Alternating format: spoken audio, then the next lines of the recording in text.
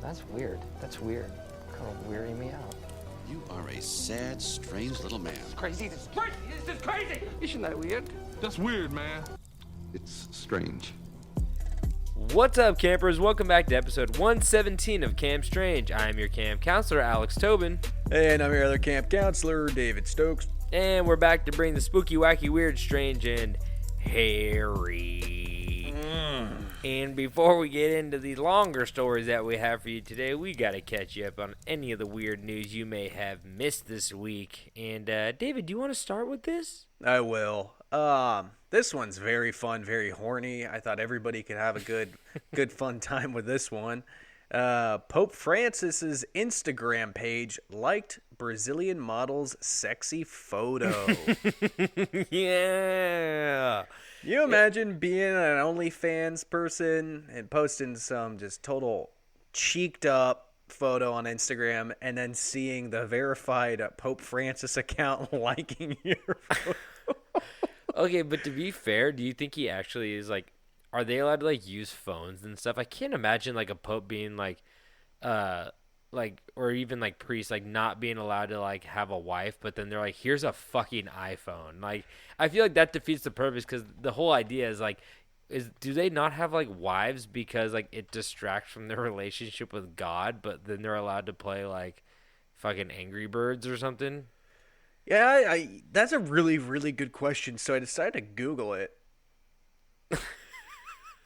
This guy's a real hypocrite because the first thing that pops up says Pope Francis urges priests and bishops not to use cell phones. Oh. Exactly. But like maybe he's saying that so he's like he doesn't want any. See, if they don't have cell phones, then they can't look at all the pictures he's liked. This is true. So we might be onto a conspiracy theory here. I mean, you got to pick one or the other. What is it, Francis? Oh, God. I love that there's somebody whose job is social media for the Pope. I really want to know what that person's like. He just goes to, like, the ugliest people's Instagrams. He's like, I'm praying for you.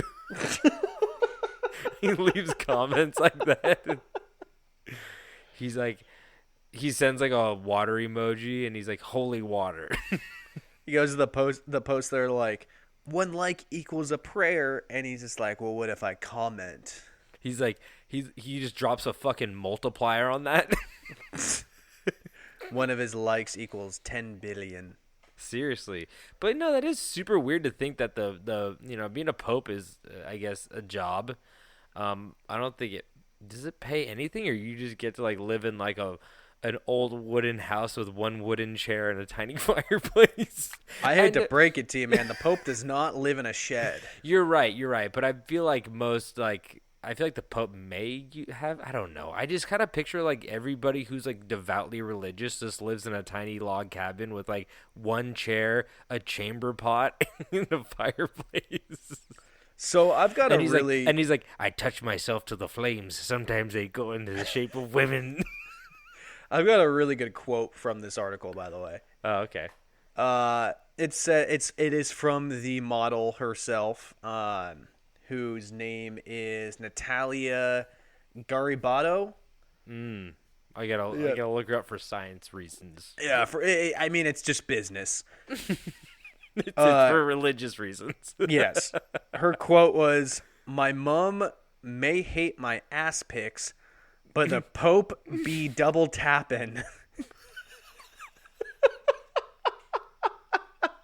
That ain't the only thing he double tapping. But like honestly, like, does the Pope masturbate, or do like priests like they have to, right?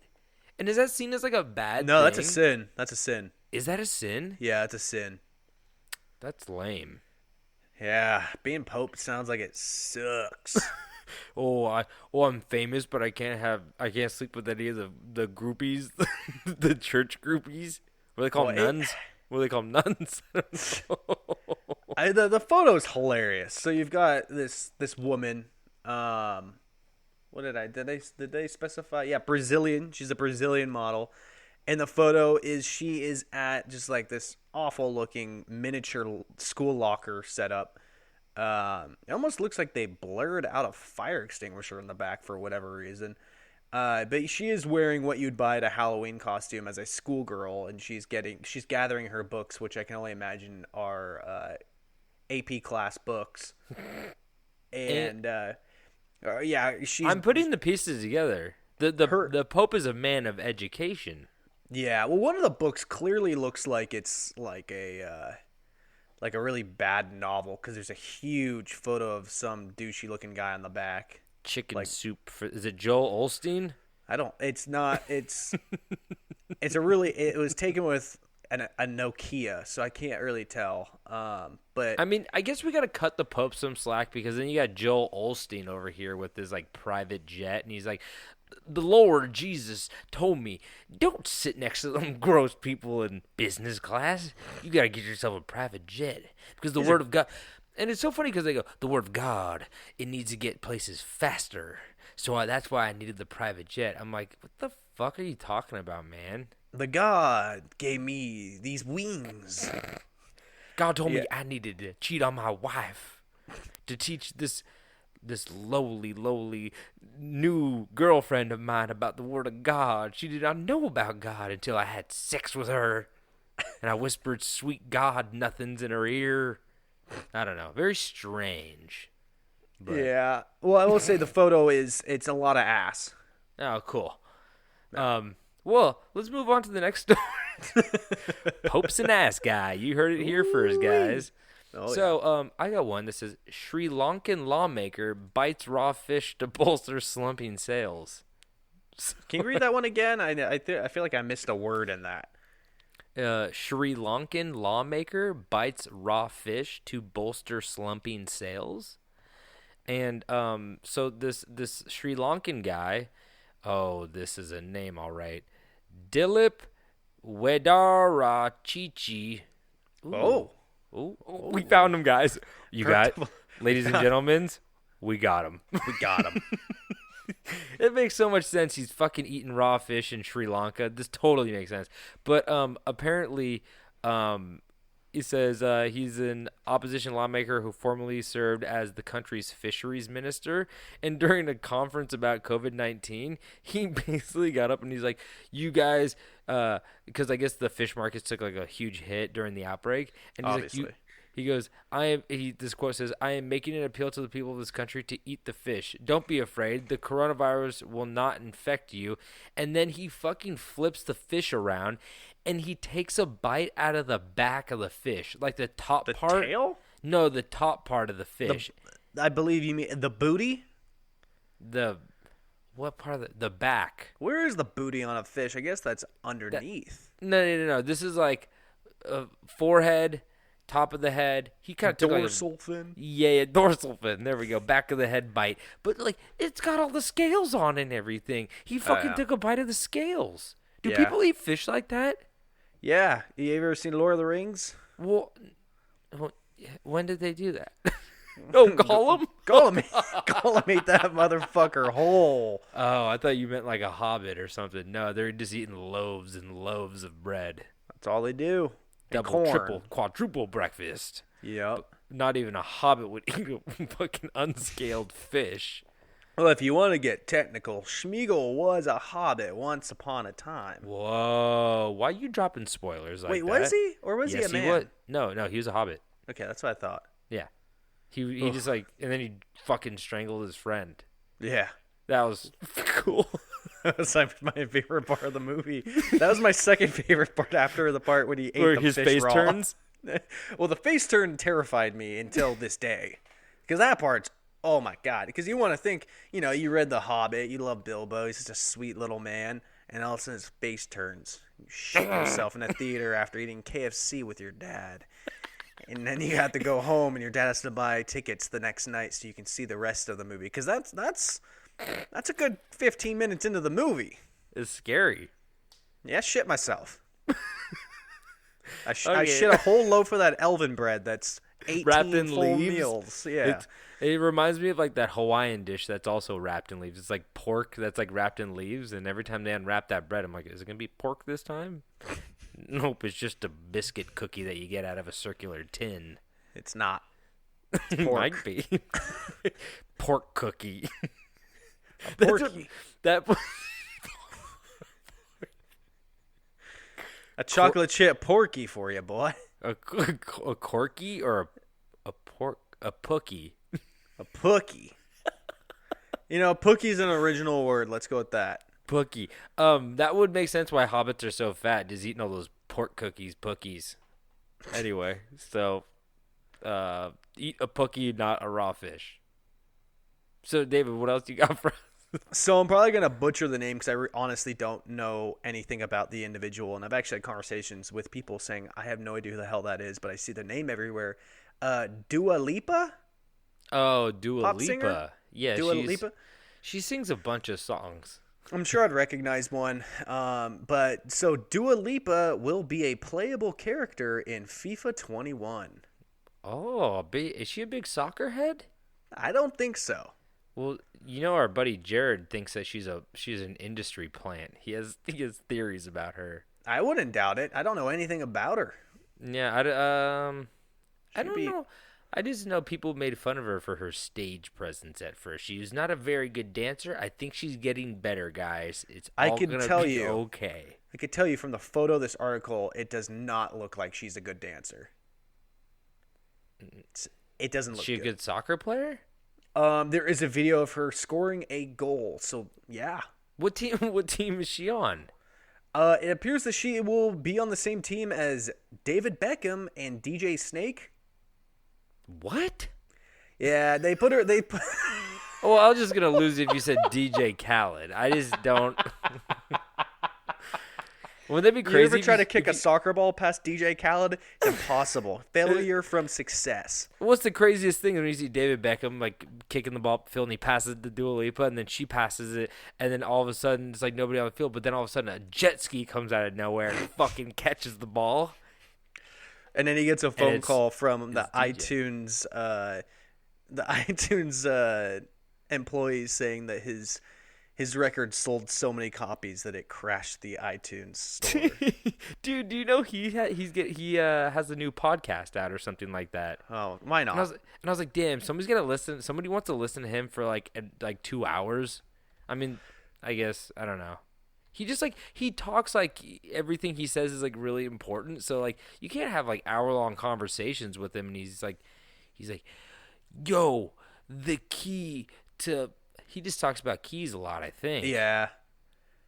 Key guy. So I referenced the servers thing. Do you know about this? No. So he posted a post on Instagram after one of his albums came out, and it's a photo of him on the phone looking slightly distressed. I want to add that this photo they fucked up his Papa John's order? Yeah, that's what it looks like. And the photo has like the old school Instagram filters on it. You know what I'm talking about when you like see that photo and you're like, "Oh, it's 100%." Oh, it's the first 8 pictures on everybody's Instagram if you scroll all the way down, just like the really saturated fucking the filters that everyone used. So it is titled, "I'm on the phone with CEO of iTunes. He's telling me, Khaled, hashtag I want to be with you, only been on iTunes for 1 hour, and you selling like crazy. My staff is telling me the servers is about to shut down. I gave them the okay to add the most powerful servers to handle this. He's like, yo, hashtag, hold on, hashtag I want to be with you. Congrats. Looks like more planks for you, Khaled. Hashtag suffering from success. Hashtag WTB. What does WTB mean? Oh, we the best. Oh, yeah, that. Yep. We the best. That is the most insane post anybody has ever made that is so clearly a lie. He's like, yo, they told me they got a guy running on a treadmill next to the server just to keep it going. I don't think buying a song on iTunes would ever crash it. If everybody in the world bought one song off of iTunes, Apple would be very rich. Like, nothing would happen. It's not even a full album. It's a single. Yeah, I think it was just a single. It's like a fucking half a megabyte, not even. Yeah. It's the smallest unit of measurement for memory. His That- yeah. brain. His fucking Yeah. brain. Oh, poor Khaled. It's okay. He's like successful now. He really turned around his really shitty personality into like a really charming, shitty personality. He learned to have fun about it, I think. is the big thing. He leaned into it, which is smart. That's what Yeah. smart businessmen do. Commend him for it, yeah. Yeah. So I have another one right here. As wife Yeah. blows thousands on vet bills after husband blames his farts on the dog. That was my third one. Ah, okay, perfect. Oh, man. God, if I had a nickel for every time that happened. So this woman's pregnant, and she said her dog Jerry underwent expensive tests after she became concerned about his unbelievable and stinky gas.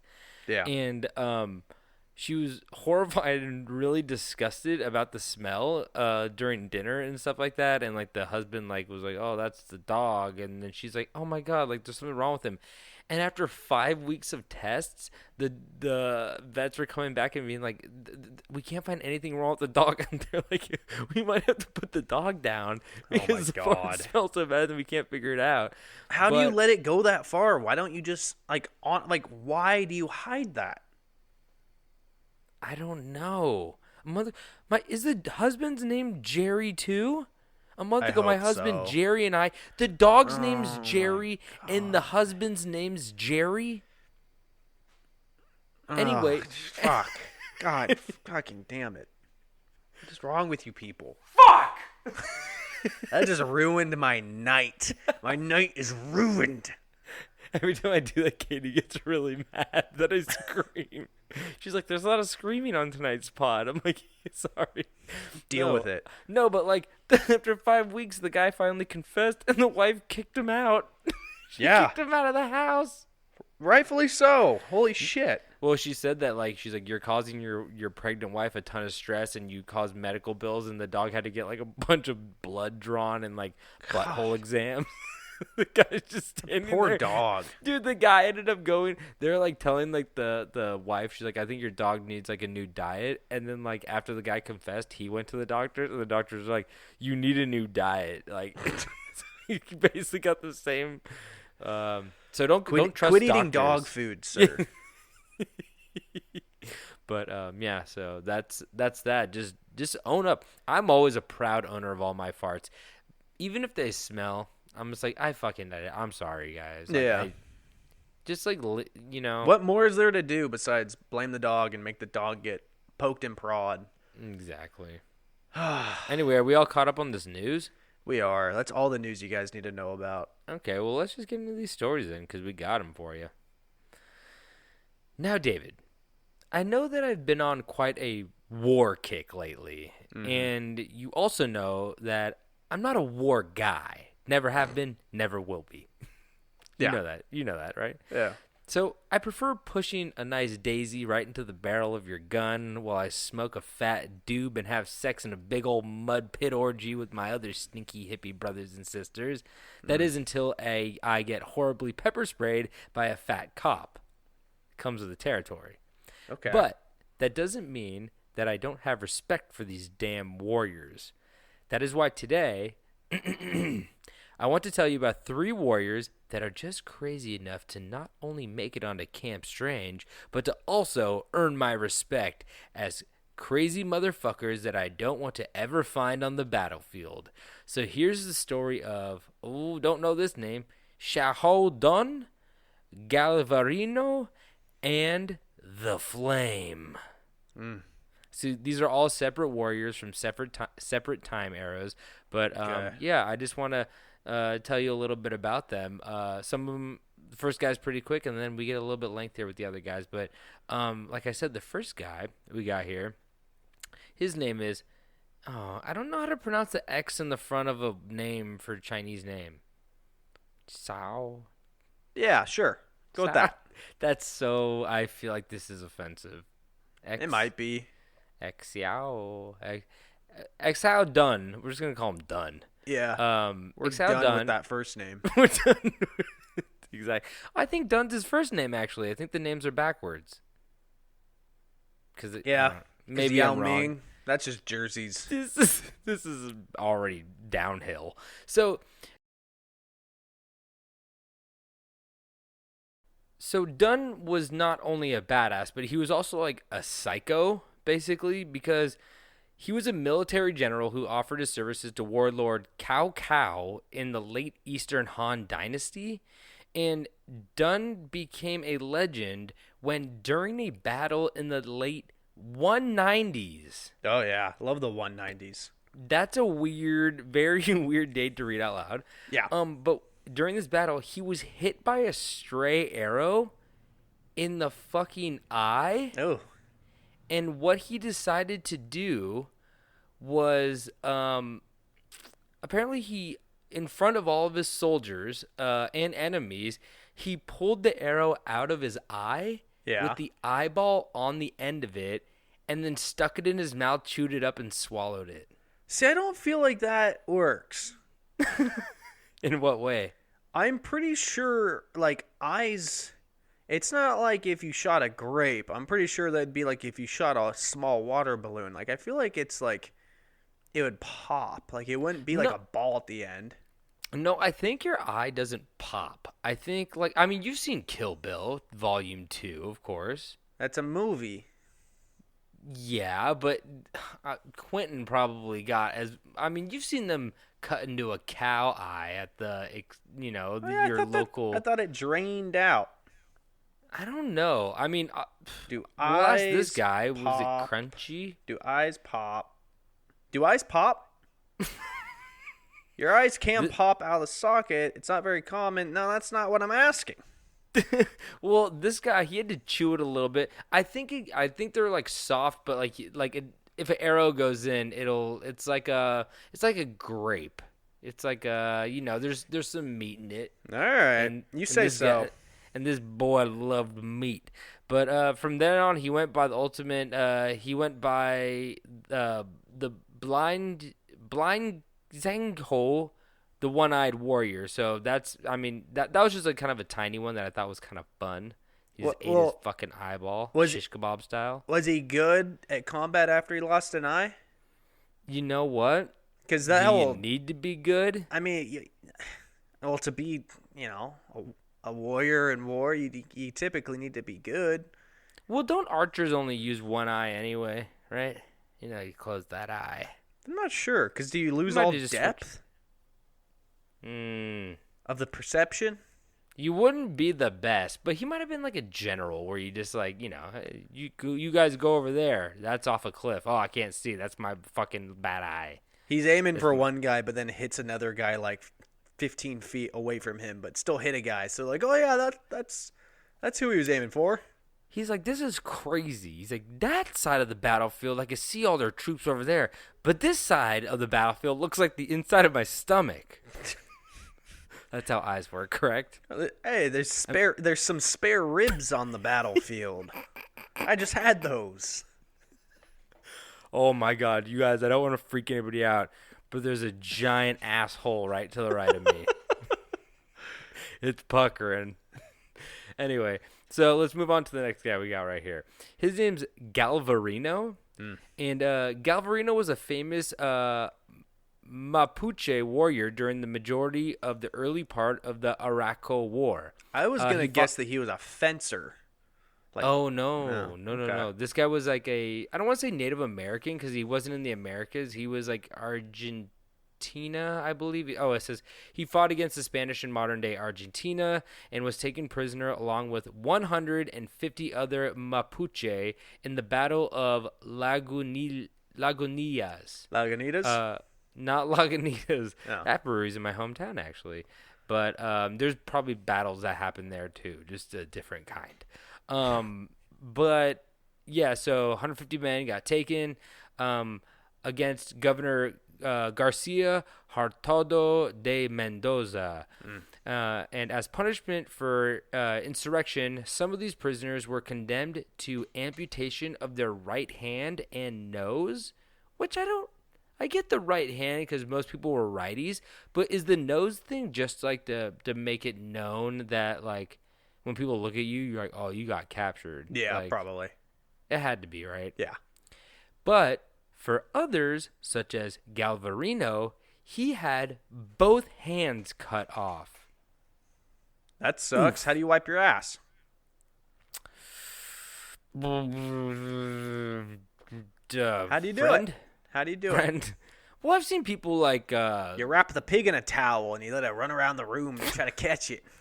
I get a jump rope and I lay a towel across it, and then I kind of clothesline it up, and then I step over the jump rope, so I have one leg on each side of the jump rope, and then I kind of do like a little like a floss move. You know, you shimmy across the room with the towel over the jump rope. Yeah. It works. See, half the time. I would get one of them toilet scrubbers, little brushes. Mm-hmm. Just put that right into a nice heavy lathe machine. Crank that baby up to full speed and just crouch on down. Ooh, you're going to be clean, but guess what? There's going to be some blood on that towel. There is. And there always is anyway. There's always blood. Lathe or no lathe, there's always blood. Anyway. Charmin, what's going on? Charmin, why don't you put blood absorbent on your packages? I can't find the right toilet paper to absorb all this blood. I want to talk to the bears. I want to talk to the bears, god damn it. So Galvarino and the rest were then released as a lesson and warning for the rest of the Mapuche. Mendoza sent him to inform his general of the numbers and quality of the people which had entered their land again, to put some fear into them so that they might submit without coming to blows. So, they're doing the kind of thing that we were talking about last episode, where you basically maim or disfigure somebody's fighters or warriors, and then you send them back, and this scares the shit out of everybody. So it's a tactic. And cutting off someone's hands is like another one of those situations where it's like, oh yeah, now they're unusable warriors. Yeah. And you just have to feed them, and it's horrible. But when returning to the Mapuche, he appeared before Caupolicán and the Council of War, showing them his mutilations, crying out for justice and a greater rising of the Mapuche against the Spanish invaders. For his bravery, returning and voicing that they should go fight him. For his bravery and gallantry, he was named by the council to command a squadron. There was an issue, though. He had no hands, David. Couldn't wipe the blood out of his ass. That's an issue. So Galvarino took it upon himself to fasten large knives on both mutilated wrists, replacing his hands. I was really hoping that this is exactly where it was going. And if it wasn't going this way, I wish they were hammers. It's so... Ooh, he become a meat tenderizer. They call him the tenderizer. You better watch out. You saw him in Mario, he's back. He used to be on that cloud throwing hammers down at you. Now he's on the ground and he's hungry. Oh, he's going to get his bloody ass all over you. He's gonna crack you over the head with that hammer. He's not going to kill you quite yet because he wants to rub that bloody asshole all over you. They ain't going to kill you. He wants you to see it. Look at it. Look at it. So... Galvarino fought next to his general in the following campaign until the Battle of Mamma mia.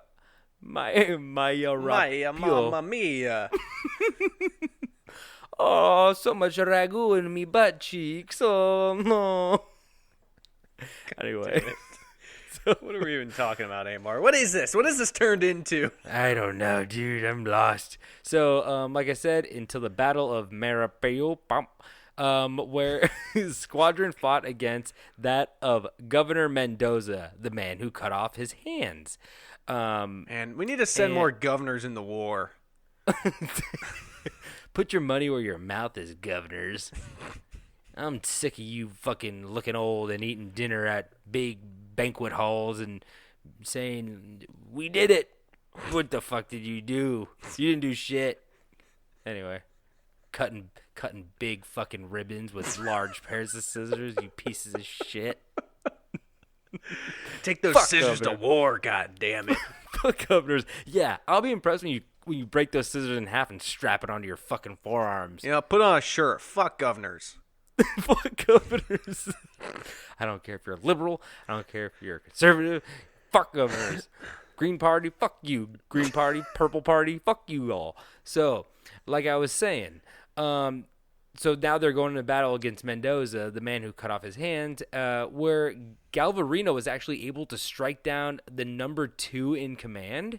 So he killed like quite a few people, just like jamming knives in their throats and stuff like that. Oh, yeah. And then he was able to get like the number 2 in command. He wasn't able to get Mendoza, but he got the number 2. Yeah. He got the number 2 all right. Real bloody number 2.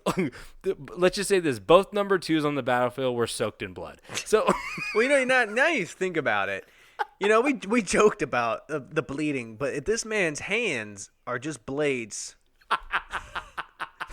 There's no joke here anymore. It's he gonna just get ate a bloody. chicken parm, and there's about to be an accident in a second. He ate the whole chicken parm, and he's lactose intolerant. Oh no. So, No. So, however, Mendoza's command broke Galvarino's division after over an hour of combat and ended up winning the battle, killing 3,000 Indians and captured more than 800 men, including Galvarino. And not all war stories are like the movies, guys, because in the end, Mendoza ordered him to be executed by being thrown to the dogs. Oh. So That's got to be one of the worst ways to go out, because you know they're hungry. Yeah, you got chicken parm in there. Of course they're hungry. They smell it. Yeah. They're just But, digging like, for it. They're like, don't go after the eyes. They just pop when you bite them. But, like, it's crazy. Like, you always just think that, like, those people who are, like, seeking vengeance and they're the ones, like, in the right. You're like, oh, yeah, you're going to get them. And then you're like, oh, no, we just got captured and ripped apart by dogs. And you're just like, oh, God damn it. Like, sometimes these stories just don't have a nice ending. They typically don't. Which brings me to my next story, actually. All right. And this is my third and final one. And it's of The Flame. So, he actually went by Flama. That's his name, I believe. And Yeah. they gave him the nickname The Flame. But first off, where's he from? so he's from Syria, but Oh. he was a Roman gladiator. Because I feel like you said Flama. Mm-hmm. I mean, that could easily translate into flame. Yeah. I don't even know if they say that's his real name, but like we're gonna find out. There's a lot lost to history of like who he was before he was a gladiator. But we'll get into it right now. So first off, not much is known about the origins of Flama since most of the information has been lost to time, but many believe that Flama was a Jewish Syrian who was likely captured at a young age and sent to Rome during the continuing conflicts between Rome and Judea, Cyprus, Egypt, Macedonia, and Syria. So Rome was just like, as most of us know, they were fucking up everything, just taking a shit ton of land. And The greatest civilization ever walked this crusty ass earth. Exactly.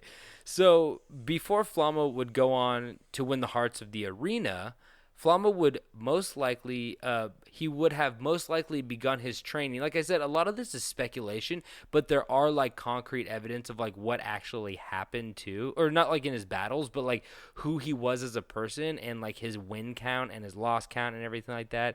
But there's some interesting facts about him, but some of this is speculation. So Flama would most likely have begun his training in the lowest ranks of the gladiators, which meant he began as a Gregari. See, this is like actually just more of like general information about like some of the information about gladiators themselves, which I is was really gonna say interesting. that'd be a good episode. Is just strictly gladiator shit. Yeah, I mean we could do a whole nother one on that. Yeah, but 'cause it's interesting as shit. What did they call the lions? what? Why'd they call them What did they call them? lions? No, I'm sure they gave them some cool name. like Latin. We'll get into a little bit of that. So, All right. so like I said, when you start off, you start as a Gregarian. Gregari was the lowest of low ranks of a gladiator, and would most likely consist of slaves or prisoners of war. The word Gregari actually comes from the Latin word gregario, which means one who passively follows others' instructions, never acting on his own, a follower, a lemming. So these were just like literally people like I said, slaves and prisoners of war, people who weren't necessarily a part of Rome's culture. Yeah. We'll get into some of those other ranks and stuff like that, but these were just like basically outsiders that they captured. And Gregari members were expected to die in large numbers and easily, as most would be grouped with other prisoners of war and forced to fight each other to the death for the amusement of the crowd. Kind of like a free-for-all, with like 8 guys, and the last one standing was the victor. So they'd throw like 8 guys in the arena, and they'd be like, okay, whoever survives is the winner. Yeah. And you're going to do is- it again tomorrow night, buddy. Yeah, exactly. But like sometimes, but you get bumped up if you win, because I was reading a little bit about it, and the people who actually won those got a lot of love from the crowd because it was so unlikely for you to win those. Yeah. That people were like, "Oh, that's sick! Like he survived 8 guys. Like he kind of deserves like these cheers." So those became like kind of like the new like rookies of the year. You're like, "Oh shit, look at this guy! Like he Yeah. survived. That was pretty good." So those are the guys to look out for. And of course, Flama survived this encounter, which won him some love from the crowd while also propelling him to the next level of gladiator glory. Now, the next level of gladiator rank consisted of mostly criminals, as this rank was still seen as a form of capital punishment.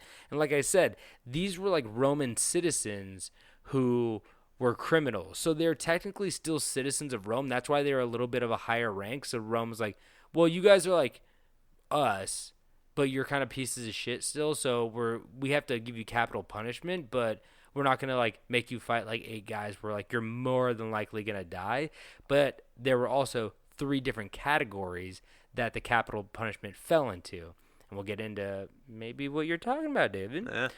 So one was the demonti ad gladium, wherein the condemned would be sent to be killed by other condemned slaves or by trained gladiators. So it's kind of like throw them in the arena with like another slave or somebody who definitely knows how to use a sword. And most of the time they died. 2, you were a damnatio ad bestias, which is Latin for I can never say this word. Condemnation.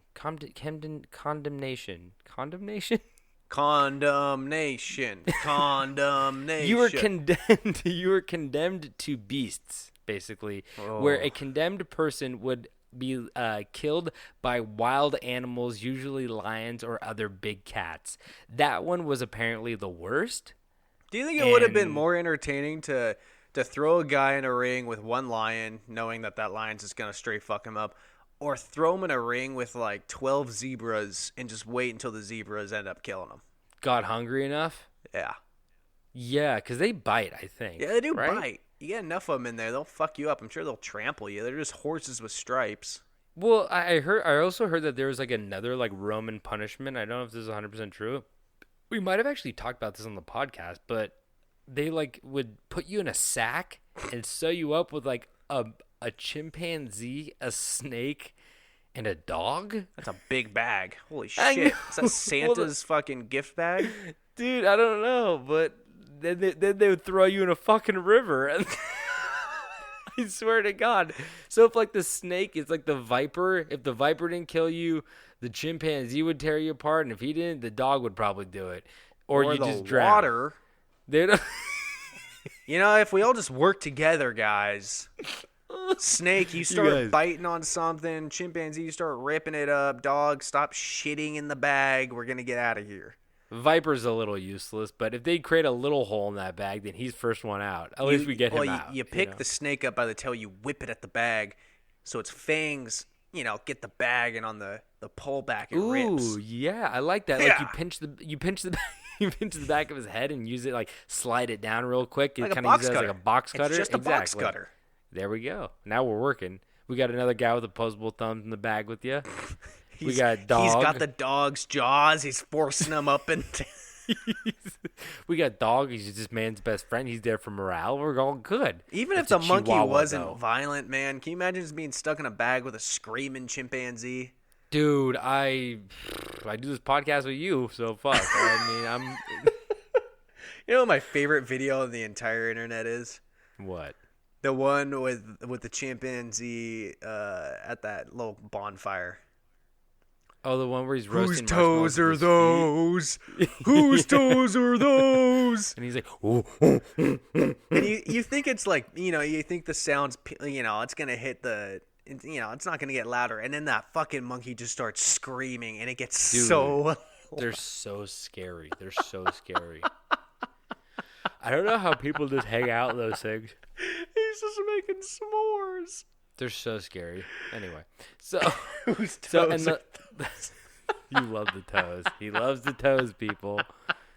Quentin Tarantino loves the toes. So number 3, the last form of capital punishment, you were a damnati ad ludos, wherein the condemned was sentenced to a gladiatorial school where they served as a slave. The slaves were housed, fed, cared for to an extent, and trained to be a gladiator themselves. This way, they could potentially live, earn some money, and earn their freedom if they lived long enough. So the last form was like, okay, you're basically going to gladiator school and you're going to perform for us, but we're going to like train you a little bit so you actually put on a good show because people, you're expendable, but like we want you to kind of survive for a little bit because that makes people come back if they have like fan favorites and everything like that, Oh, yeah. So it's like a boxing match. You got to It's get like the jerseys. What's that mean? You got to get selling your jerseys? favorite fighter's jersey. Yeah, exactly. The Flame. See, he was It's the a start Flame before The fire. Rock even fucking thought about naming himself after an element. Right? Is a rock an element? It's Earth. Yeah. Water. Fire. The Rock. Dwayne. Rock the Dwayne Johnson. Don't put him in a bag and throw him in a river. He'll sink right to the fucking bottom. Rock Hard Johnson. So this is where Flamma was trained with a specific set of skills in order to fight in the arena. And although we don't have much information about his past, we can slowly piece together the story of Flamma, the gladiator, from artifacts left behind, including his tombstone. So it was The Rock who gave us all the answers, apparently. Yeah. You see, on Flamma's tombstone, it mentions that he was a secutor or chaser.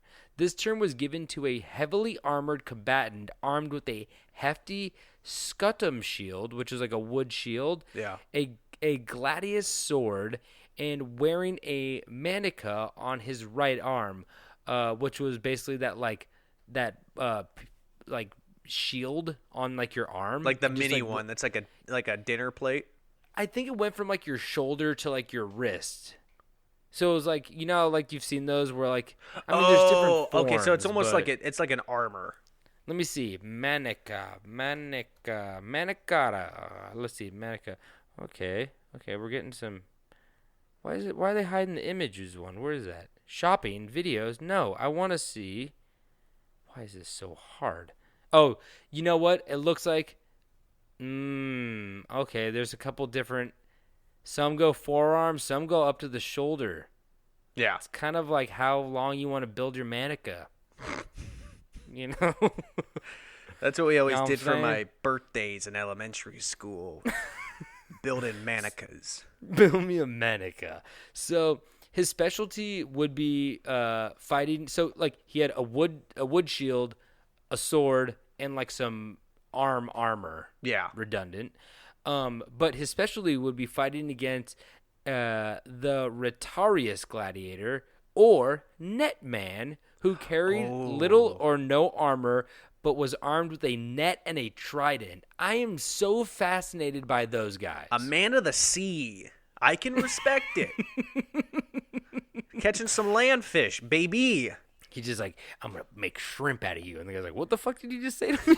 Forget You make shrimp out of me? forget chicken of the sea. I'm looking for chicken on the arena. I'm a shrimp po' boy. Come at me, bitch.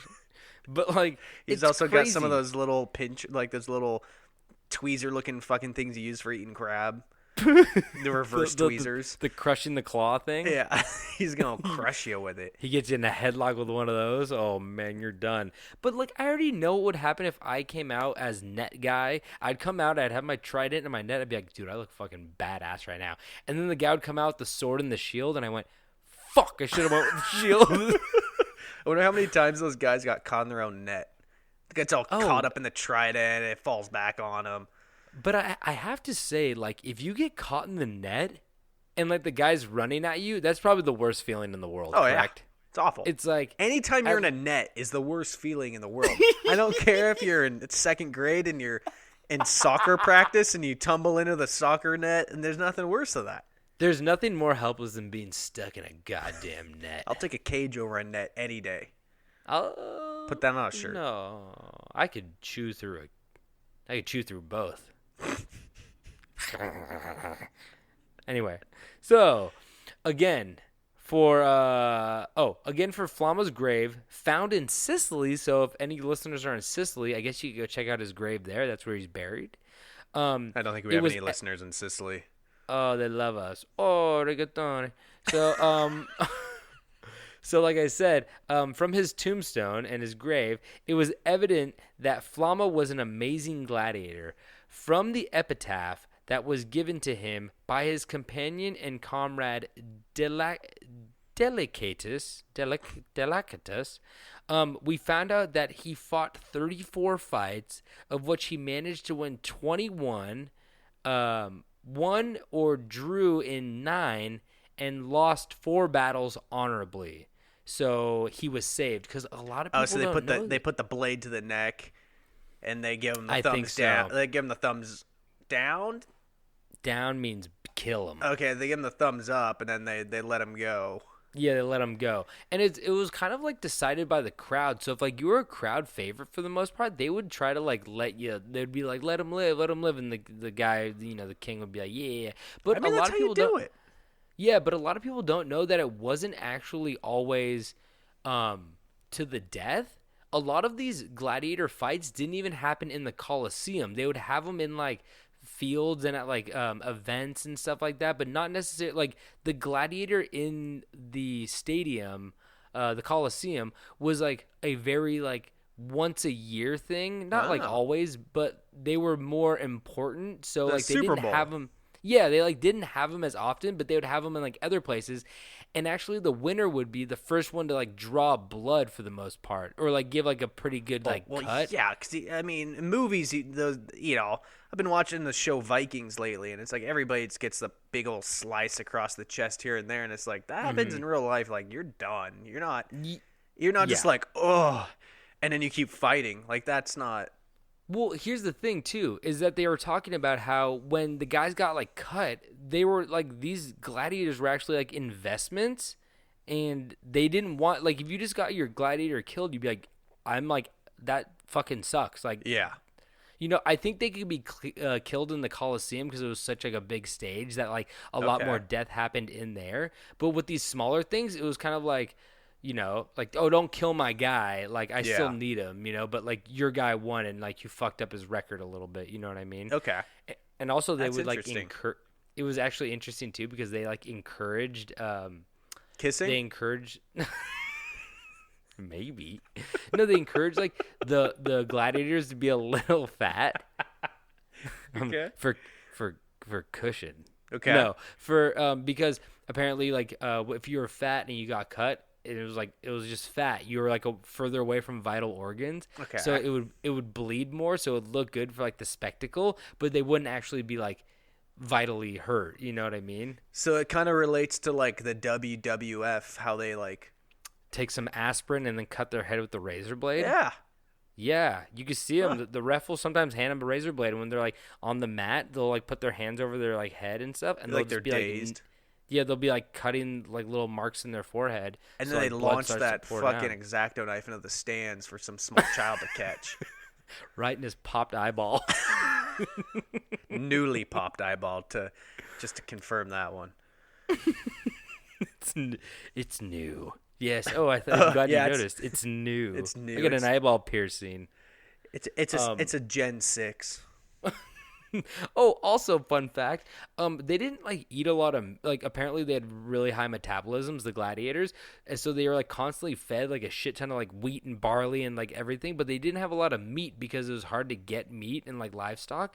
So a lot of the times they would either eat like old kind of rotten meat if they got it, like meat that was like given to them and like traveled far to get to them, or they would eat like the fucking dead lions and tigers from the stadium. Why not? Yeah, I mean, I mean, like realistically, like what are they gonna do? Throw it in a hole? Throw it in the ocean? Exactly. Might as well eat Yeah, it. exactly. Yeah. It was just so interesting because, like, you don't really think of like somebody eating a lion or a tiger. Or, I'm like, more curious on how often those big cats got killed. I feel like that's got to be a small ratio. I can't imagine people pulling off a kill on those things. Except for they were always chained down though, right? Sometimes, I mean, in the I movies, like in Gladiator. I think they were always chained down because how else would they prevent it from fucking jumping in the stands and just killing everybody? I think if they just build the walls high enough up, but I think you might be right too. But like at the same time, it's kind of shitty too because if that were the case, then the guy could just stand like right at rope length and then just like take hacks at the lion. So I mean, it almost evens the playing field. See, when I think back to Star Wars, when they're in that they get captured, they get put in that big old arena with those big old monsters. They're all chained up, and then they get loose, and that's when shit gets crazy. Yeah, I guess, but like you said, it was capital punishment. So like they let the lions loose. They're like, we want the lions to win. We don't want these guys. Shit's expensive. A lion is so much more expensive than that slave dude. You know? Yeah. So, but for Flama, he fought stubbornly for about 13 years, gaining immense fame during his entire career, and in the end was given Rudis, which was a wooden sword used in gladiator training that represented a gladiator's newly won freedom. This meant that Flama was now free to live his life with the new title of free man who was not forced to fight in any more gladiator battles. Strangely enough, though, Flama turned down the Rudis that was gifted to him. Not once, but 4 times. Okay. Each time Flama rejected the offer of life as a free man, he was always returned to the arena to fight for glory. That was until the age of 30 when he was finally killed in battle. Shit.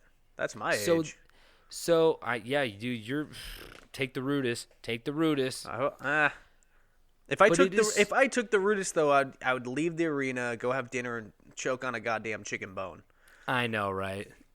That's how it would happen. But it's really interesting. I have a couple more paragraphs, but like it's really interesting because they like get into like why possibly he wouldn't want freedom. And it kind of reminded me of like people who are like institutionalized. Like, have you ever seen Shawshank? Brooks Hadlin can't leave because like where's he gonna go? Yeah, prison's all you know. He's been in there for like 50 years, and then once you get out, you're like, who am I? Like, what's my identity? What am I known for? Was he the one that took his own life after he got free? Okay, David. Am I thinking of something completely different? No, I'm just saying, I guess spoilers don't really matter because that movie's so iconic and it's been out for 20 plus years. But yeah, that's him. It's funny you said spoilers. I was thinking maybe doing just doing spoilers as my goodbye on every episode now. People are going to like you more, I think. So some believe that the reason he stayed in the arena was because of the options left for a retired gladiator. Retired gladiators had a few options to make money after their careers. Some were hired for special ceremonies to promote small shops and aid in the blessing of temples, as their notoriety and fame would be able to draw a good crowd. Dude, they're fucking influencers. Oh yeah, That's what they literally just like show up to like the opening of like a weed shop and are like, "Hey, what's up?" There's been influencers since the dawn of man. Yeah, seriously. I think they said like celebrity like started in like Greek culture or like Roman culture. Like I forget, I can't remember off the top of my head, but like celebrity started back like just the idea of being a celebrity started back like this far. And I was like, damn, that's so crazy. Like even somebody like Alexander the Great or something like that, like that's a form of celebrity, but Yeah. he was also like he did other things, so like yeah, but there's probably people who are just dance. famous. Yeah, exactly. Fucking what kind of dance they had back then? The my legs have polio dance. I don't like The Jesus something like Shuffle. that. Yeah, jeez. So they would just show up to temples and be like, "Yo, what's up? This temple's dope," and everybody would be like, "Hey, I remember you. You got your penis cut off in the battle. The lion bit your penis." And he's like, "Yeah, that was me. Oh, yeah, that was me." Yeah. So, so some would be hired to give motivational speeches to younger gladiators starting out their training. So just Matthew McConaughey showing up to the fucking, the Longhorns practice. Oh yeah. But more often than not, most gladiators found themselves stuck with a few more shameful options, like becoming a bodyguard, a gladiator trainer, a freelance performer, a potential gladiator coach themselves, or a male prostitute for wealthy patrons. There you go.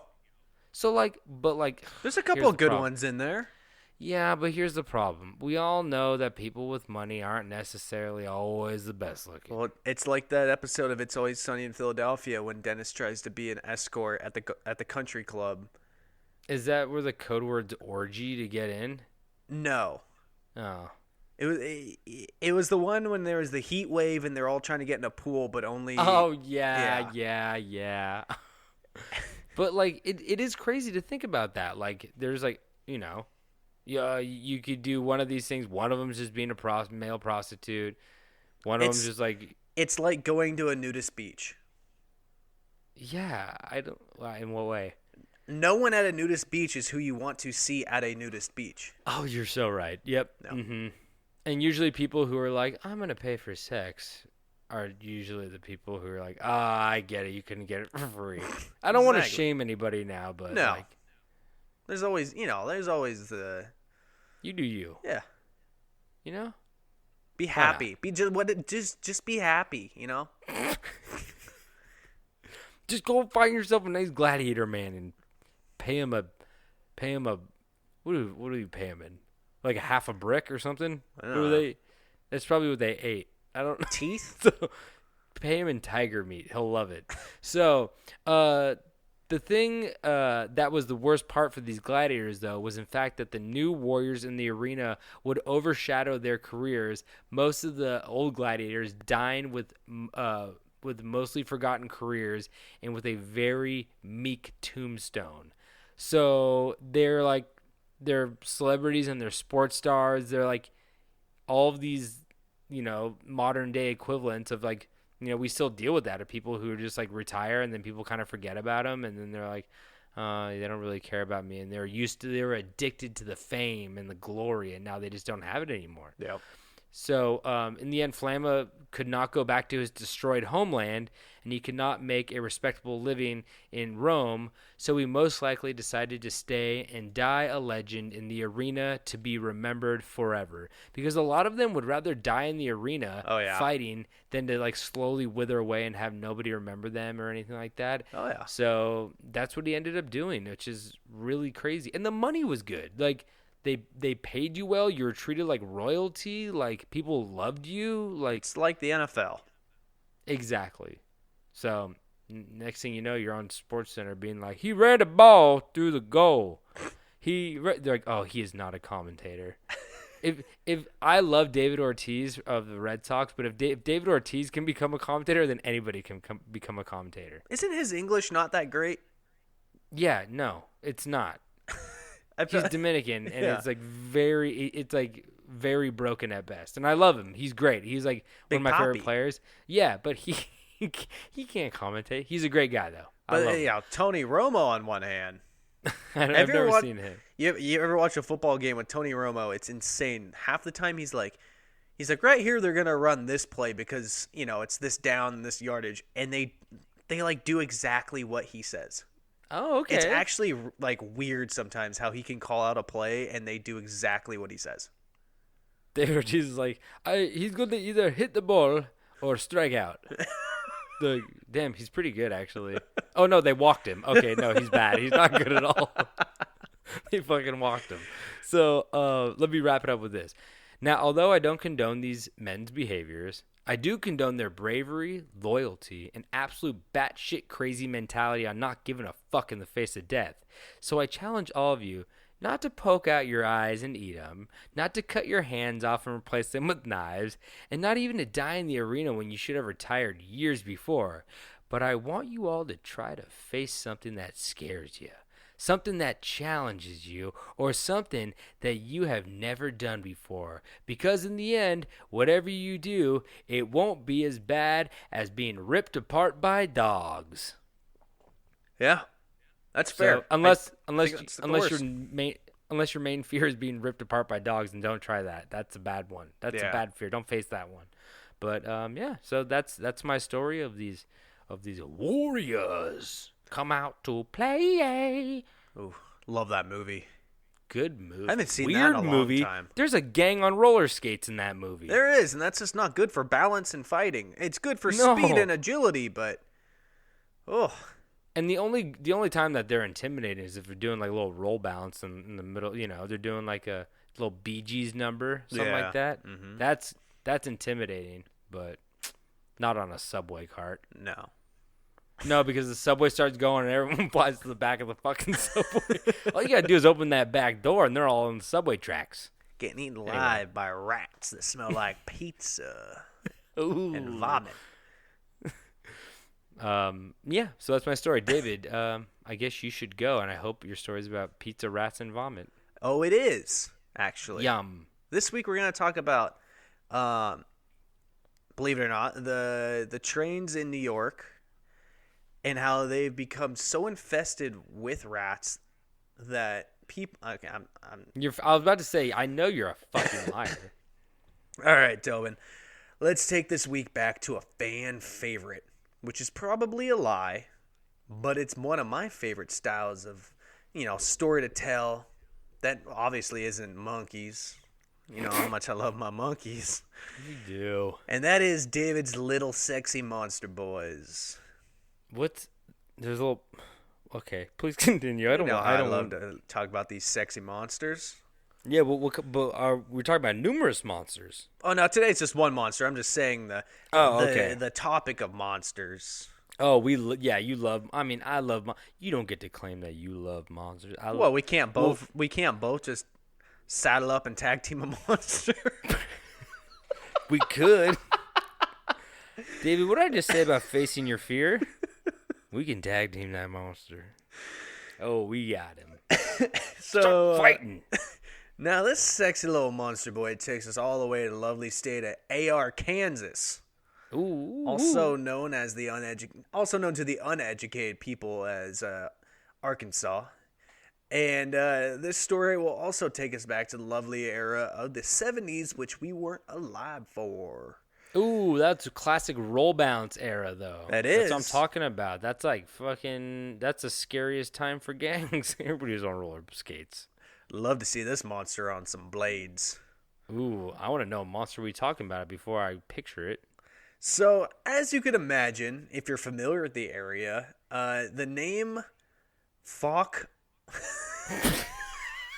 Yeah, I spent some time researching this. I found a few different pronunciations, but I think it's Fouke, which is Fouke. The Fouke monster comes from the hometown of Fouke in Miller County, Arkansas. Okay. So they just named it after the town. Basically, it's just called the Fouke monster. It's not called Fouke. No, yeah, it's the Fouke monster. Okay. Fouke. Like hawk with an F. Fouke. I think this thing's going to be doing the tag team, and at this point, I don't think... Honestly, I'm terrified. Call my Fouke bros up. So, this nasty man was accused... Run a fuck train. He was accused of running a fuck train, accused of attacking a local family, and also blamed for the destruction of livestock. which was an interesting word from this source. The destruction of livestock. Holy shit. You can touch me all you want, but if you touch my fucking cows and pigs and horses and what else is on a farm? Sheep, I mean, like, the word destruction. prairie dog. The word destruction of a, like, living animal is... That's rough. They punched a hole right through the cow. Yeah. You punched a hole through my cow, you son of a fucking bitch. I think about it. Did he just mash them? Some mashed sheep? Oh, they got mashed. They got mashed big time. A lot of people still say that the the backside of that cow looked very similar to the Yucatan Peninsula after the meteorite hit the earth. Ooh. It's all fucked up and just it's a giant crater now. Do you know what that thing does to a cow? It's just gone. It's just all caved It's just in. hoof. There's just hoof left. Just a Smoking hoof in a hoof. hole. There's a hoof in a hole. Hoof in a hole and it's smoking. It looked like I was playing that Portal video game. There's a big hole, climb in it, and I'm in a new world inside a cow. So, various reports between 1971 and 74 describe the monster of being a large humanoid-like creature covered in long, dark hair, which the monster was estimated to be about 7 feet tall, weighing 300 pounds. Ooh, big fat boy. Well, when you think about it, though, 7 No, feet... he's probably built out. 7 feet and 300 pounds. It's all hair anyway. Yeah, he's probably wet. Yeah, he's all hair. He looking like cousin. Was he buffing some of the pictures? You get a couple of pictures of him. Well, witnesses also said that the chest of this beast was about 3 feet wide. Woo! I want to lay my head on that. Mm-hmm. That's I'm what gonna I watch just. some- That's what I said. I said, that's nice. I love a monster with big, broad shoulders. I just want to snuggle up on him. I just want to see how big his nipples are under all that hair. I want to know if I can feed off this monster. I want to see if we talking dimes, pepperonis, bolognas, dinner plates. What are we doing with? A good old vinyl record. Maybe he's underneath his fur. He's just all nipple skin. That's Now possible. that would be something to see. You know, it's funny you He's say this sensitive. because now this is starting to make more sense. Now, according to later reports in the 80s, this monster was much larger, standing at 10 feet tall and about 800 pounds.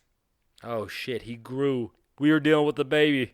Yeah, so which this actually, according to a quick Google search, the only thing I could find that is 10 feet long and 800 pounds is a wheelchair ramp you can buy off Amazon. So this...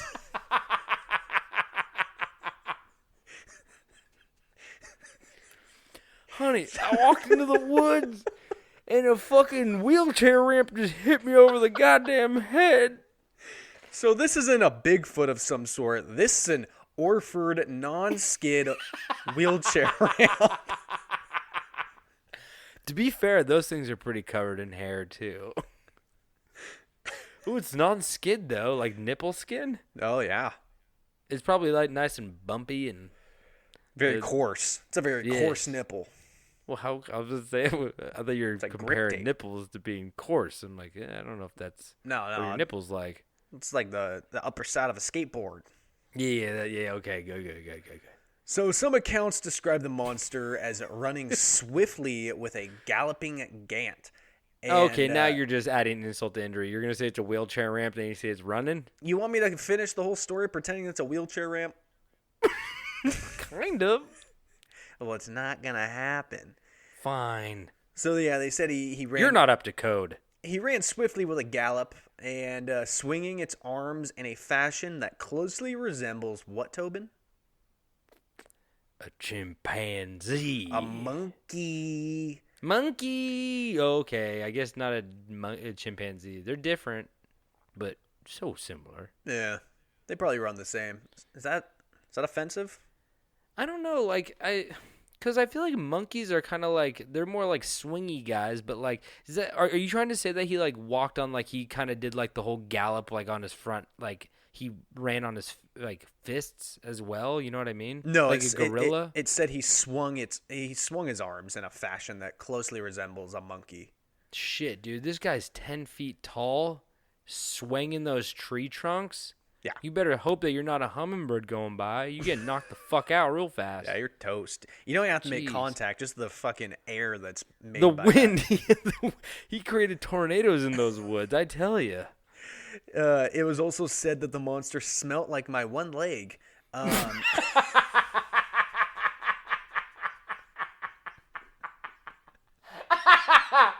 Ow. Fuck, that hurt. Ow, shit. My appendix exploded. I've been laughed there, so done hard. that. So Wait, please describe your one leg. well, does it so look like? from this it says the description is a combination of a skunk and a wet dog.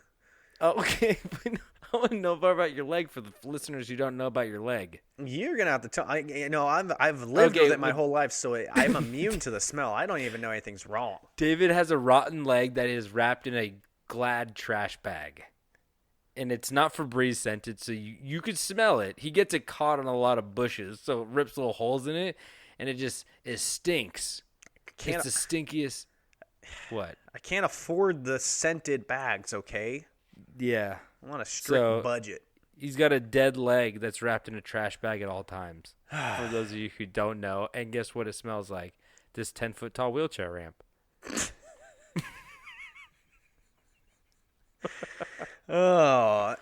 It's also said that he has bright red eyes about the size of a silver dollar, which is a very outdated use of measurement. Yeah, call it a pog and end it already. God, put a little Sonic on there, some holographic stuff. What else is the size of a silver dollar that like these millennials would get? A big vitamin C chew. You ever seen those where your grandma's like, "You need vitamin C," and then she pulls it out, and you're like, "What the? You shove that hockey puck in my mouth? What are you doing?" Pulls out the hockey stick. Now lay on the ground and open up. That's just a wicked slap shot. Grandma got Gretzky skills, baby. She gonna pull a hat trick out of her ass. So, a large variety of claw marks have been found left behind at the scene of his crimes, and one recorded set of footprints were left behind that were measured at 17 inches long and 7 inches wide. So how big's Shaq's foot? I know we've fucking Googled this before on this podcast. Yeah, because my brother, like one of his like science teachers had like one of his shoes. And my brother said that when he was in like high school or middle school, he was able to fit his whole foot with his shoe on inside of the shoe. Oh, yeah. Hey, Which is Siri, fucking how crazy. big are Shaq's feet? Here's what I found. Oh, she's the worst. She never answers anything, does she? What did she say?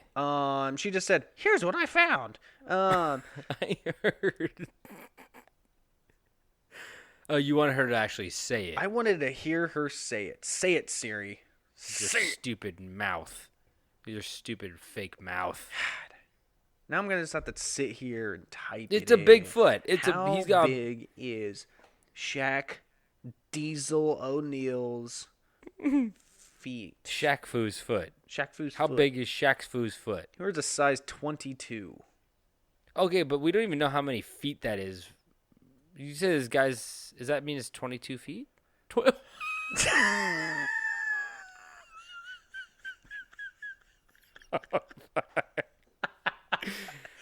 His feet are boats. Shaq's foot's in the room before he's in the room by a far shot. Shaq's Holy feet are they're in the room before he's in the building. 22 feet long, baby. Crazy. Oh boy. And so where was I? So where does this big old stinky hairy boy where is his things? What makes him different from the typical Bigfoot? Because we're not going to call him Bigfoot because he is different, and it all comes down to the foot. 22 feet long? No, that's Shaquille Diesel, baby. Okay. He's 17 feet, 17-inch feet. There we go. But what makes him different is that these 17-inch feet only bear 3 toes on each foot. No. Those are some talons. Interesting. Yeah, that's a new one, right? That's kind of like a duck.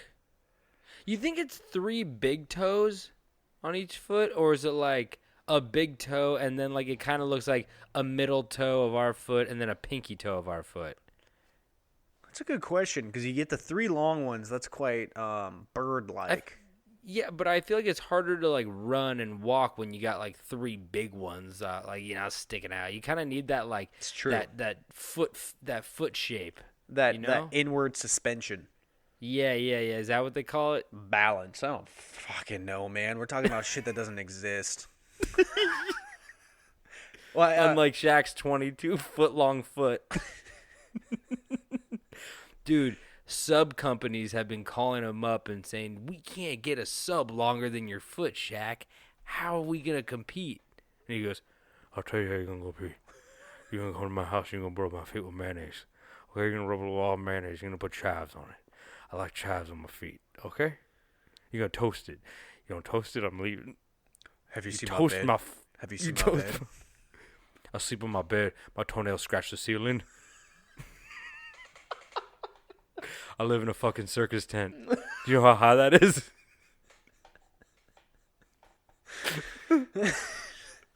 Anyway. The NBA told me I couldn't dunk with my feet anymore because it was cheating. Oh, I'm over the foul line. Fuck you. I'm not over the foul. I got my heels on the half court. What do you want me to do here, guys? That's why I miss all those shots. My heels are on the half court line, motherfuckers. All right, now That makes sense. We're solving a lot of mysteries. We tonight. really are. Honestly, we should get some sort of an award. So now I keep describing this fella, Tobin.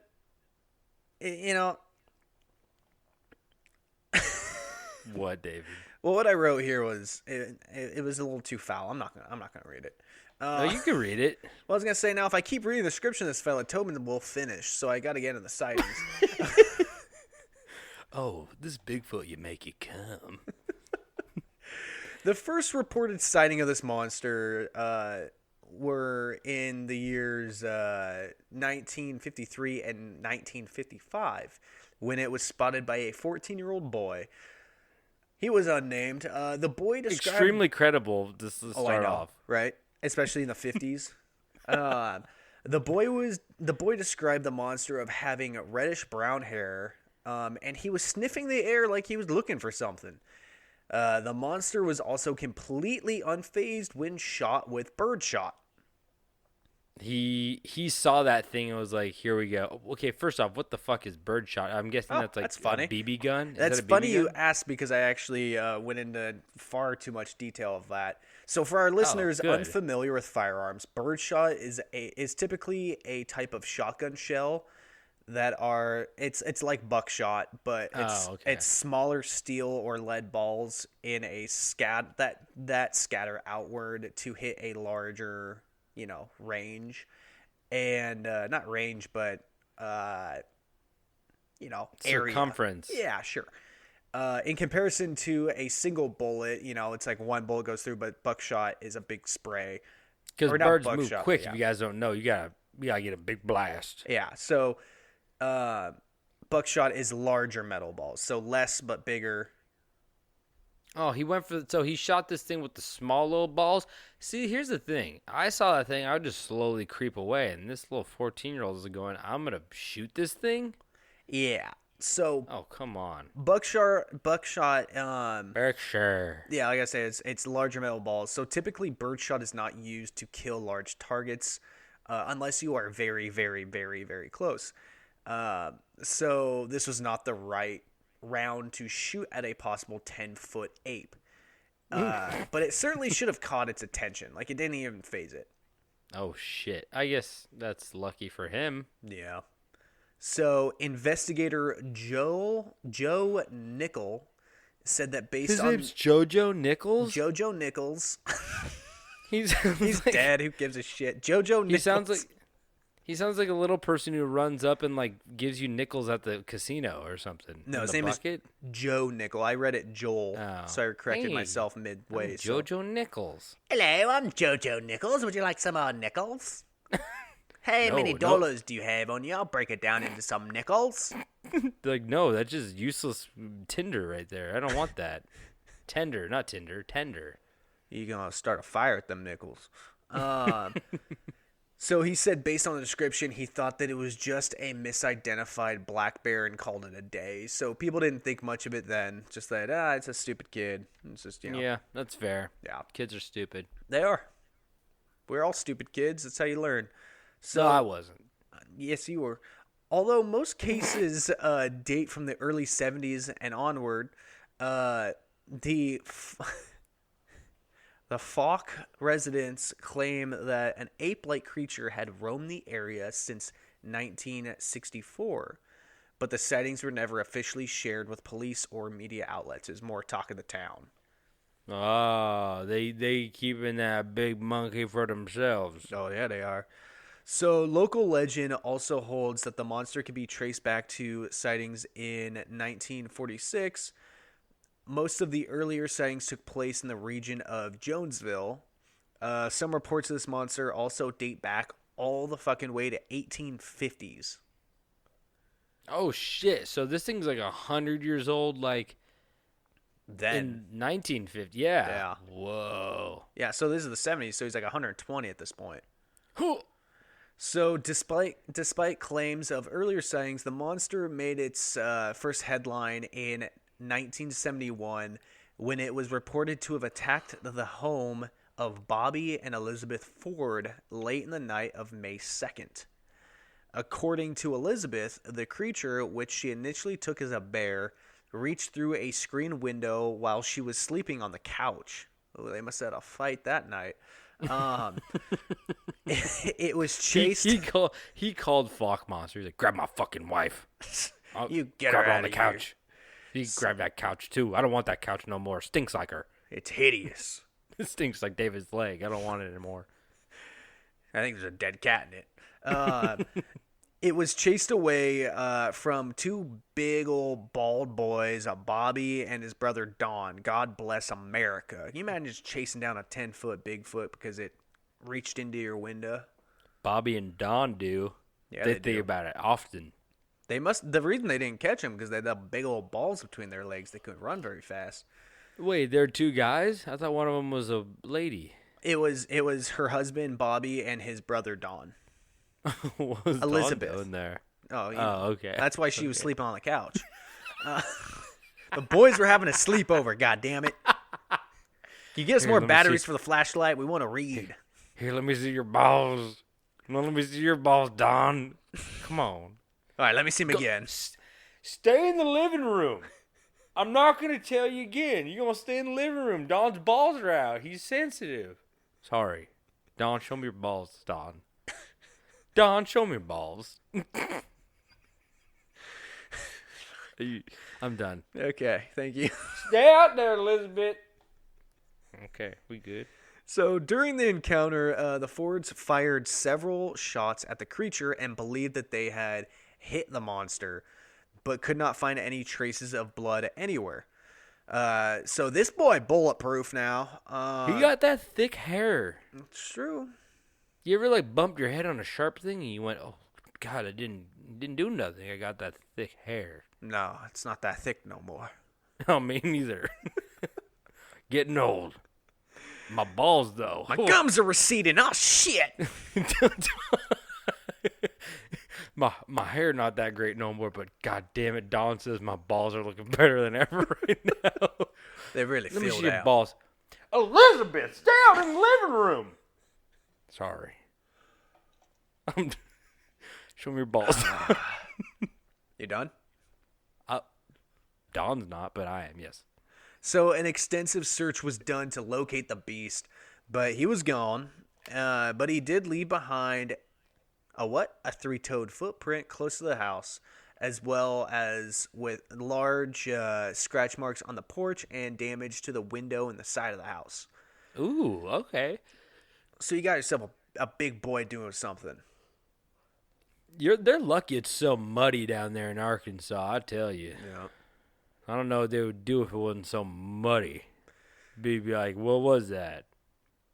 Just something that scratched the porch. It was something. They need those footprints, though. You Yeah. know?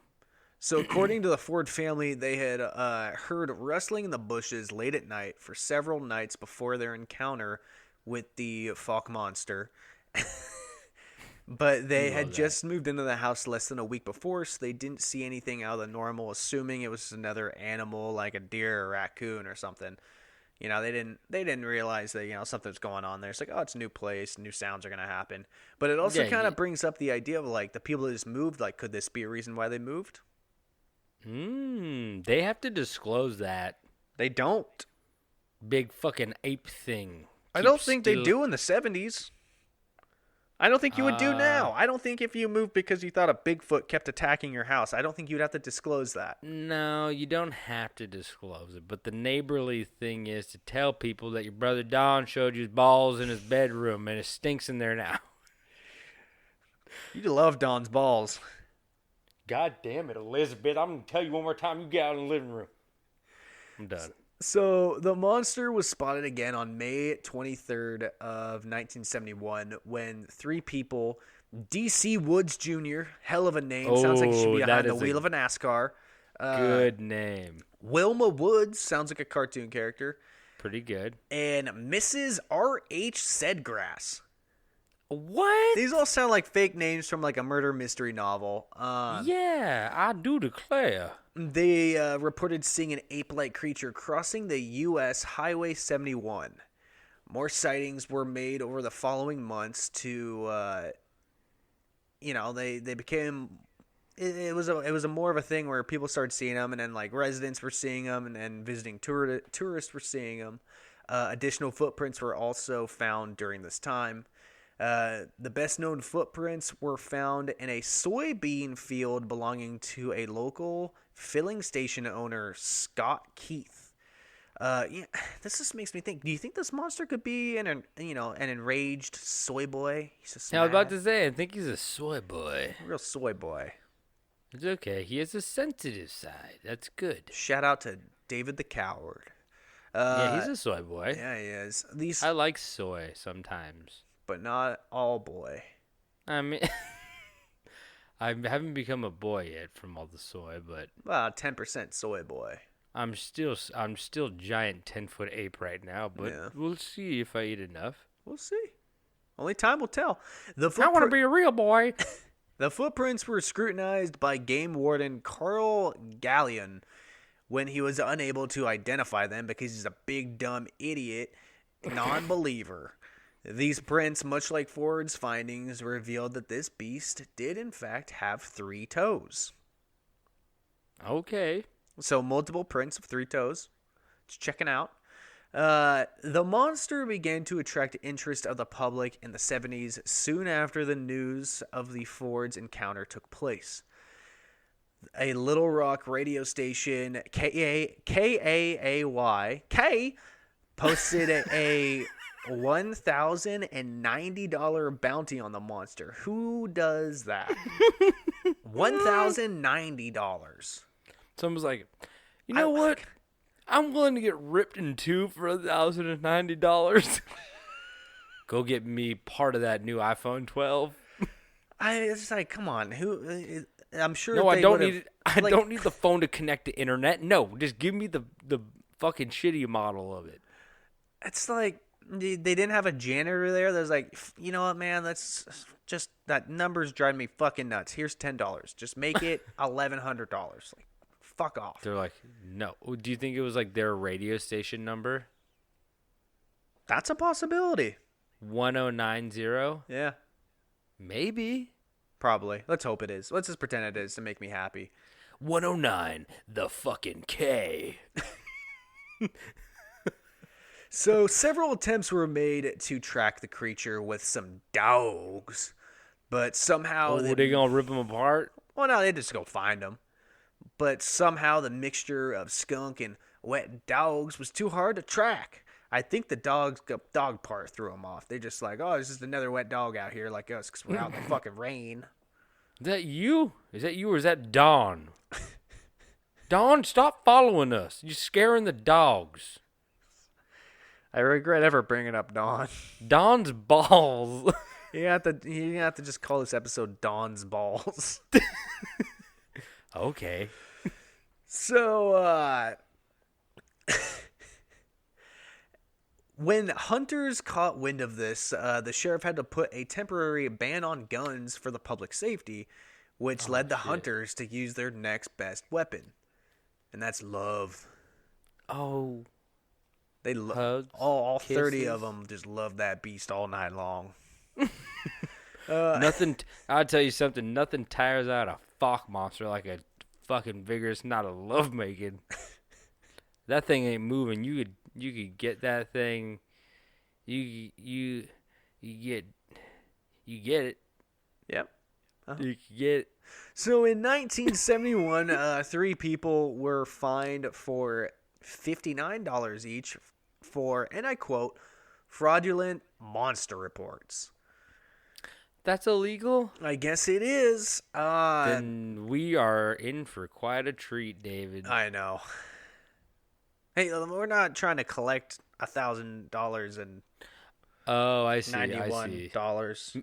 They should have added that money to the bounty. Yeah. The Probably. 59 fucking dollars. They should just again 60. This drives me crazy. This whole awful. town It's is the worst. fucked up. It's the fucked up. worst. I hate it. I hate all of it. I regret writing this. I want to smash my computer. So, the thrill and love for the monster started to dwindle as sightings stopped. No. That is, until world-famous filmmaker Charles B. Pierce released Wait, the Charles B. Pierce? The Charles B. Pierce released a World famous? released a documentary-style horror film about the monster in 1972 titled The Legend of Boggy Creek. And the public got all riled up about this sexy monster again. Just to fall again until 78 when tracks were reported found by 2 brothers. You want to guess what those 2 brothers were doing out in the woods? Looking at each other's balls. That's exactly what they were doing. And there were also a few sightings around the same time. Now, I know how to bait this thing, dude. You go stand out in the woods. mm-hmm. Yeah, Go get some talcum powder. yeah. Drop them drawers. You don't want it warm. You want it humid outside. You want them long and in charge. You call it large, long, in charge, with trimmed, skimmed, baked, sautéed, and you want them ready for that monster. Okay? Because it could smell them from a mile away. You don't want to double wrap that leg, though. Okay? Because you're going to smell the leg first, for sure. Why are you shaking your head? The rot has gone up.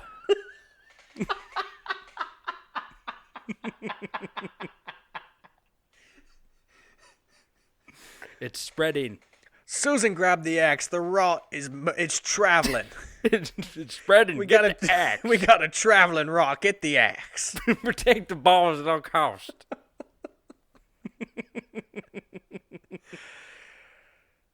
I just need to. Okay, I'm sorry. I really need to gather myself there because now comes the terrible and sad part of my story.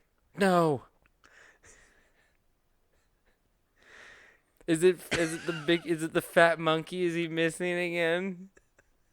Is the fat monkey missing from the first What was his name? Like Uncle Jeff? fucking Uncle Fatty or something? Fat fucking monkey that disappeared because he ate too much food. He didn't disappear because he ate too much food, but So yeah, that hardly happens. in 1991, the Fouke monster was spotted. Oh no, David. Where was he spotted?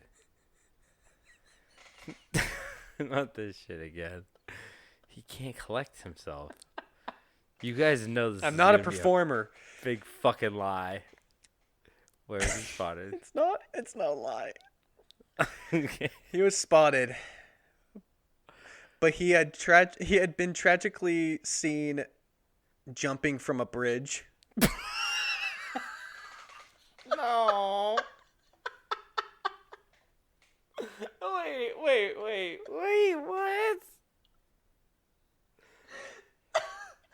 Wait, do they do that? He sure as shit did. Who saw this? Where is he now? Did somebody go down, or was that river moving too fast? They didn't want to name themselves after seeing such a horrific scene.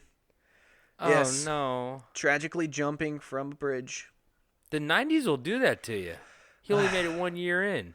A devastating end to the story. Or is it? Because he was spotted 40 times 6 years later in 1997 and in 1998. He's spotted 40 times? 40 times. Whoa. He's still out there. See, now just when you thought it was all over and you would never see this ancient legend again, he pops up right back to sweep you off your feet. So, as of right now, I'm unable to find any more recent sightings of this monster. Maybe he got a haircut and he's playing basketball overseas. Where he is physically uncertain, but spiritually, he lives deep, deep, deep in everybody's hearts. I think I agree with that. Maybe he's getting ready for his next big bridge jump. It's possible. An old Evil Knievel move. He's like, I need to go higher. He's been doing a lot of sit-ups. Is that what you have to do to jump off a bridge? Yeah, sit-ups. Core strength. That's the secret. Okay. Wow. You had me scared there for a second. I know. With the whole bridge. He was not going through a good time. No. I'm glad he's okay. Yeah. He's clearly okay. He's just relaxing. Little You know why? hiatus. Because people who are really satisfied with their life, they don't post on social media. They And don't. that's Yeah. what They don't have to that's put what on a. he's They don't have to yeah. put on the old face makeup and dance in front of the camera. He's just like, you know what? I'm off the grid, guys. I'm good. Don't Yeah. worry about me. Absolutely. I heard he's living with Dawn. God damn it. People haven't seen Dawn in a while, neither. I wish I had never seen Dawn ever. See, him and Dawn were going through a rough patch at the bridge incident, and I ain't talking about the rough patch on the underside of his balls, neither. It's so rough down there. What, David? Like the Okay, don't. like the upper side of a cat's tongue. Oh, bristly. Oh, ow. Anyway, so I think we're good. I think we're wrapped up for today. I think we told you all the things we have in our brain. We literally told you all the things we have in our brain, guys. It hurts. And it hurts. And it hurts you more than it hurts us. It hurts everywhere. And if you guys want any more information about Camp Strange, just go to our Instagram at Camp Strange Podcast, and we got hyperlinks. We got one hyperlink with all the other hyperlinks in it. It's got merch in there. We got like all the show to get to find. Links. You guys don't care about this part. You've already turned this fucking podcast off. No one even listens to this part. They probably heard about Dawn's balls too many times. Blah, blah, blah, blah. I can say whatever I want. Blah, I have tuna for a hat. Blah, blah, blah, blah, blah, blah. Barbecue sauce on my feet. Blah, blah, blah, blah. You know I still have to listen to this, right? Oh, yeah, you got to edit this. Anyway, so, yeah, if you guys want rate, review, subscribe, that'd be cool. Whatever. Oh, shit. Dude, your girlfriend's up, dude. I just heard that door creak. You got a ghost? What is she doing? She heard barbecue sauce on my feet, and now she's going for it. Anyway. And she's my fiance, okay? Oh, I'm sorry, dude. I put a ring on it. Oh, you're the guy. Oh, it's Doctor. Brr, brr, brr. Okay, yeah, cool. Whatever. You're a math teacher at high school. So, yeah, if you guys want to send us anything, campstrangepodcast@gmail.com. That's cool, too. Send it to us. We're here. We're there. We're everywhere. And David, do you have anything to say before we head out? I do.